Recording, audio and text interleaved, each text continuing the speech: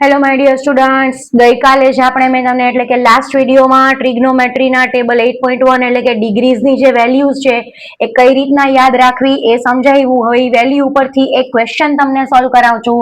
That is exercise 2.2 ના question number 1 નો second question છે. But before that, you know, right, don't forget to subscribe Rashmi Didi ki class channel. Also press the bell button so that you will be able to know about the upcoming videos. Let us start with our question. Here is our question, that is 2 tan square 45 plus cos square 30 minus sin square 60.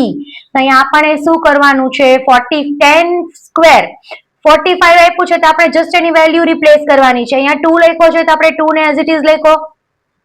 હવે tan 45 અહીંયા table મેં તમારી સામે એટલે રાખ્યું છે કે તમે એમાંથી ડાયરેક્ટ વેલ્યુ આપણે ડિરાઈવ કરી શકાય. હવે 10 અને આ એનું 45, તો tan 45 ની વેલ્યુ શું મળે છે અહીંયા આપણને? 1, રાઈટ? તો 10 નો સ્ક્વેર છે તો 1 નો બી શું કરશું આપણે? સ્ક્વેર. સો 1 નો સ્ક્વેર પ્લસ cos સ્ક્વેર 30. હવે cos અને 30 ને લોકેટ કરીએ તો એની વેલ્યુ મળે છે આપણને √3/2.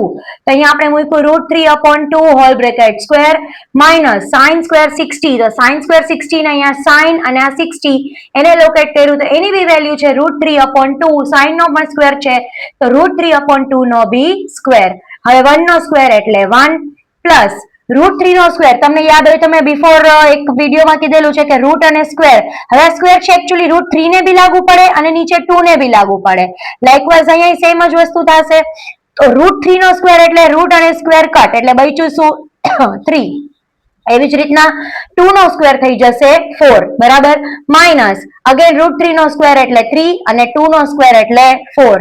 નાઉ you can duly see here 2 1s are 2 અને પ્લસ 3/4 માઇનસ 3/4. તો પ્લસ માઇનસ માઇનસ એટલે કે 3/4 3/4 કટ અથવા 3/4 માંથી 3/4 માઇનસ થયા તો આપણી પાસે શું બચ્યું? 0. તો 2 + 0 = 2.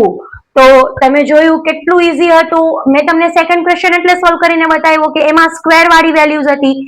આવી જ રીતના આ મેથડ થી તમે ફર્સ્ટ ક્વેશ્ચન પણ ઈઝીલી સોલ્વ કરી શકશો. આશા છે કે તમને ટ્રિગ્નોમેટ્રીના સમ સમજાતા હશે. નથી સમજાતું તો તમે તમને કમેન્ટ કરીને જણાવી શકો છો. હું તમને હજી પણ ઈઝી મેથડમાં કે કોઈ ના સમજાતો સમ તમને હું સમજાવી શકું. Don't forget to subscribe again Rashmi Didi ki class channel. Please press the bell button. Till then, bye.